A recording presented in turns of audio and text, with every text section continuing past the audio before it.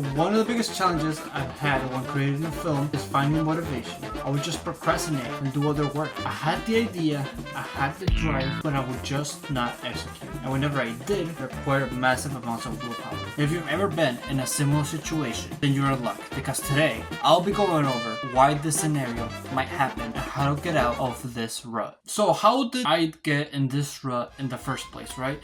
How did I lose motivations to make more films? I mean, if film is my passion, I should always want to do them, right? Well, truth is, you can get distracted. What distracted me was self-improvement. I don't want to blame it on anybody. I don't want to blame a certain creator. I don't want to say that it wasn't my fault, but certain people did influence me. One of the biggest examples has to be Hamza. Now, Hamza is a good person. He tries to help people, make them more masculine, make them more disciplined. However, one of the things that he did and I didn't like was the fact that he said that you should just quit everything. You should have nothing. No movies, no shows, no going to parties. And that really got me because I really looked up to this guy and I really wanted to be like him. And so that dragged me away from making movies, and instead I made self-improvement videos. And for the longest time, like I told this story before, but I was depressed. I didn't like making self-improvement videos. I got a lot of progress done, like I was consistent with my upload schedule, but I just wasn't completely enjoying making self-improvement videos. Like I felt there was something in the back of my head that told me you should make filmmaking content. Like it just didn't feel right. And so since he said to stop watching movies and shows, I did, and it also took away some of my filmmaking passion. Because if you're constantly watching shows and you're constantly watching movies, you'll get ideas of how that your movie should be, how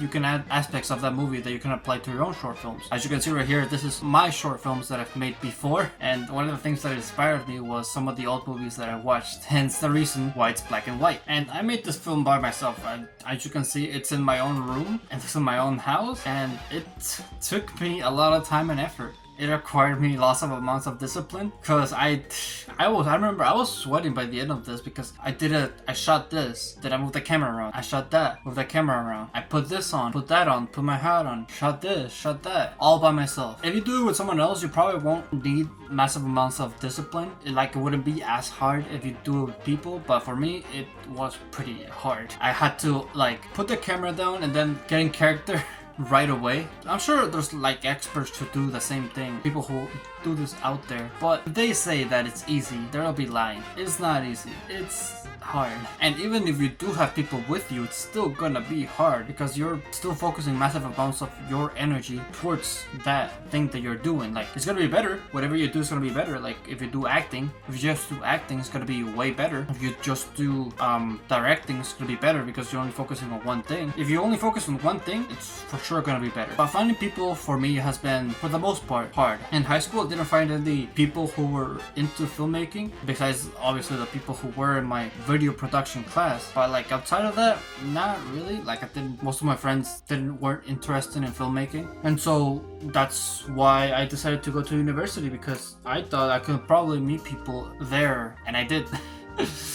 Yeah, it's really easy to meet people at university. Just go to events, go to class, talk to your classmate, be involved. That's all you need to do. Is really that simple. But no matter what, it still requires discipline to meet new people, especially if you're like me and you're not used to approaching others. It could require more discipline, because for me, it does require effort for me to go up to a person and ask them a question. It requires effort. When it comes to fear and when it comes to courage, that's a whole different subject. But when it comes to talking to guys about film or making working together, I have no problem with that. It's just me putting in the effort in order to speak to them. But it's hard, because whenever we're working and whenever we're in a work mode or in a monk mode period, it's really hard for us to stop and look around, because we already have that momentum. We already are going. So if you're in class, you probably won't need as disciplined. You won't be in this hyper active monk mode, because you're there, you're in class, you're focusing only in class. So that's why going to university could help you meet new people in order to make the production process much more easier and having to use less willpower / effort to making it. into making other aspects of it. That way you can put all of your willpower and effort on one thing. Learning also requires a lot of effort and willpower. Learning can also be a very good benefactor that could help you boost your filmmaking skills, make them better, make the one topic that you are doing, the one thing that you're working on, the thing that you specialize, much better if you learn. And learning requires discipline because once again, you have to sit down, read a book. Who does that? Not once you get going again, it's really hard to slow down. I like to think of it of like a chart, like a scale. You go up, you work, and then you go down, have like a resting period. Maybe you learn, you read, you talk to people, you have like some sort of resting period. Then you work again, maybe you go to the gym, you start filmmaking again, and you're maybe making a script. You go up, and then you rest again, you hang out with people. Stuff like that.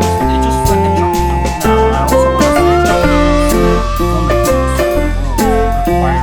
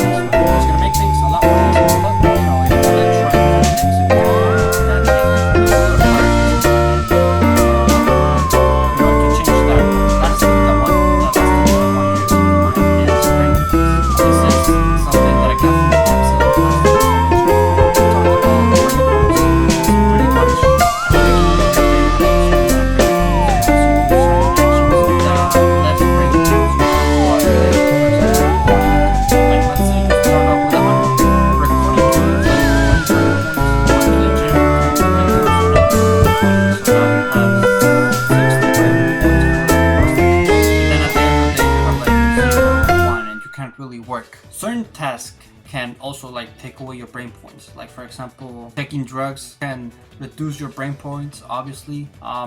Watching content at the beginning of your day can reduce brain points. Eating junk food can reduce brain points and all that. So just make sure to use your brain points when you want them to.